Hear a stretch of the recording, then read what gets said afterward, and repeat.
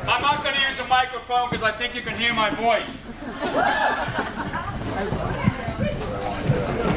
Stand here, look pretty. I'll give you my note cards, all right?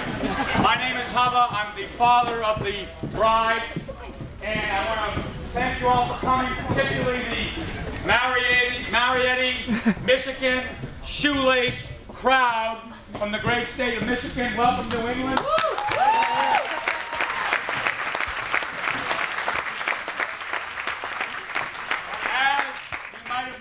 There was no collection at the church, which is quite unusual for the Catholic Church. But that was not an oversight. I'd like to ask all the ushers to come up, circulate around, bring out the trays, make a collection, all right? I'd like some money, please.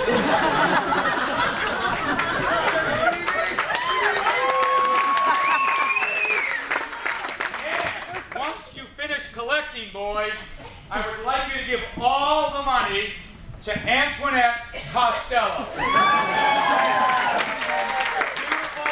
beautiful mother of the bride who has done everything to make this wedding and this reception so exquisite.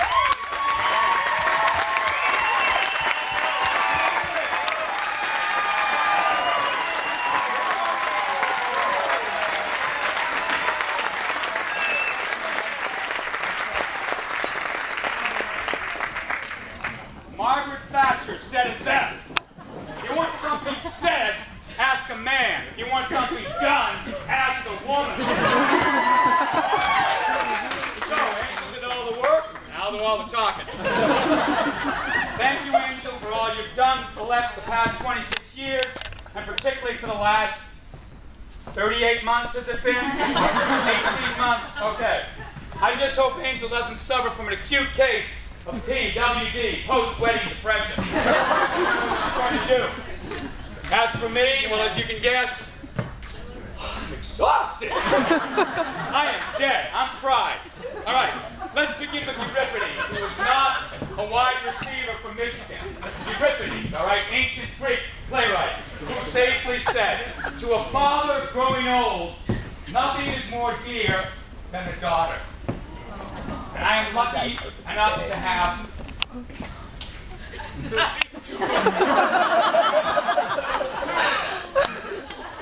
I'm sure the beautiful and talented and wonderful Zoe will forgive me for speaking exclusively about her older sister, whom she loves everything as much as I do. All right, Lexi and Nick. Nick and Lexi. Lexi and Hubba. Hubba and Lexi. Nick and Hubba. Hubba and Nick. So many things to say. So many stories to tell. Let's start with Lexi. My first child, my first daughter, and my first and only turtlehead.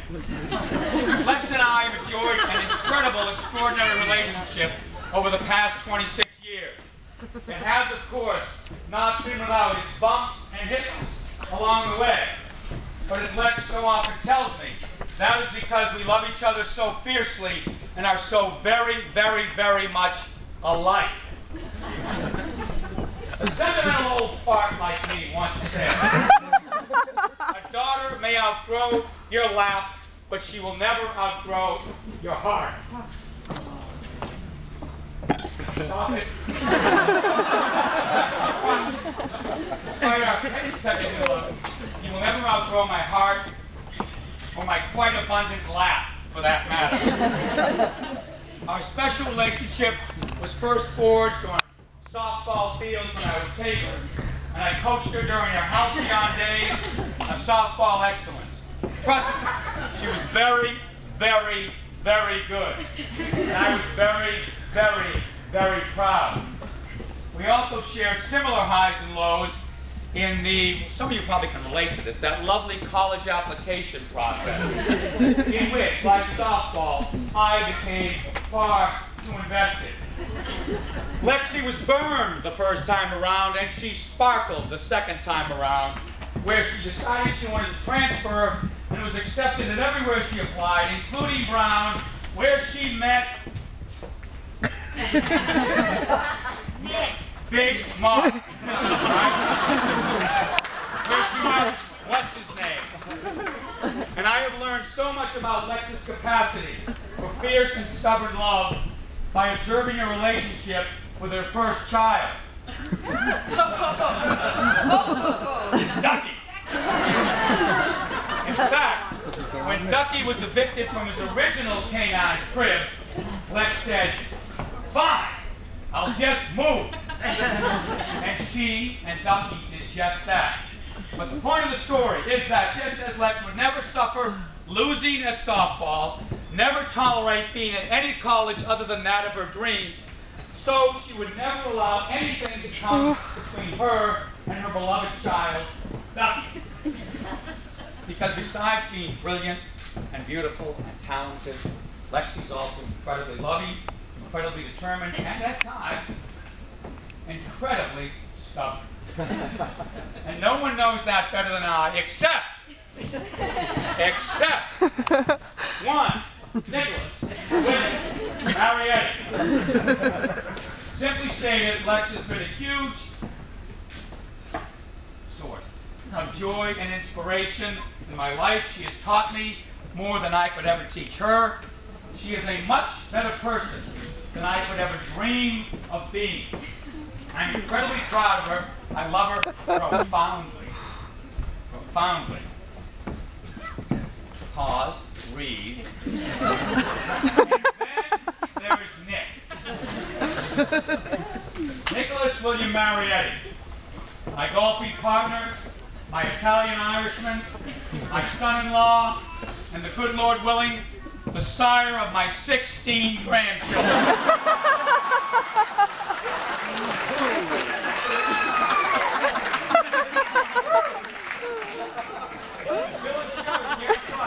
You did okay too. You did okay too. You know, you often hear those stories about fathers being very protective of their daughters when they find out there's a new guy in town, particularly when you discover that that guy is very, very interested in your little girl. Well, to be truthful, when I first met Nick, I didn't need to protect Lex from Nick.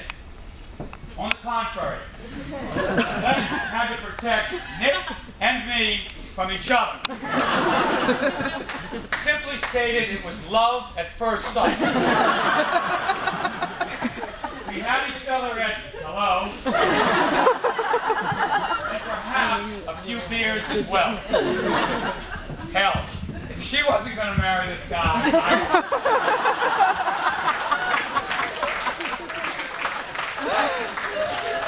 even though it's said that opposites attract, that is simply not the case. Because in fact, we have much in common. First, Nick played football at an Ivy League institution. I played football. Nick spent a lot of time on the bench. On the bench. Second, Nick is now a young lawyer. I was once a young lawyer. Alas, Nick has a future in the law. My future is in my past. Third, Nick loves to play golf. I love to play golf. I, however, am acutely aware of my limitations on the links. Nick is not. In fact, his favorite saying after all of his shots are, "Hub, I'm not going to lie, I'm pretty pleased with myself."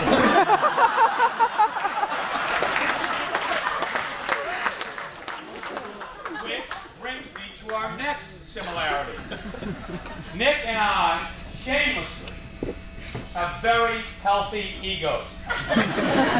Self-esteem and humility have never been an issue for either one of us. And why should they be? Hell, just look at it. Just look at it. But of course, what Nick and I most have in common is an unabashed and never-ending love for the same beautiful woman. One, Alexandra Jane Costello, Manietti.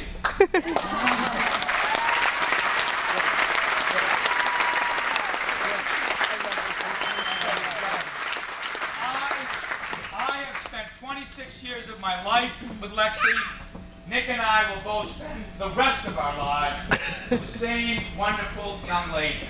And in truth, that is what binds us most. Sure, I'm giving away my daughter, but I'm gaining the son I never had. So, get up off your feet, let me lead a toast, get your boobs out, whatever it is. Let me lead a toast to the finest young people I know, two people who bring me great happiness, and two people who I hope I can live up to in the years to come. So, let's raise a glass to Lexi and Nick. May they always be healthy and never get sick. But if perchance Nick does not remain healthy, for God's sake, son, be sure to be wealthy. We know you two will produce beautiful issue, and when you do, please pass Angel the tissue. So enjoy this day, enjoy Hawaii, enjoy your life. May God bless you always, husband and wife. Schlancha.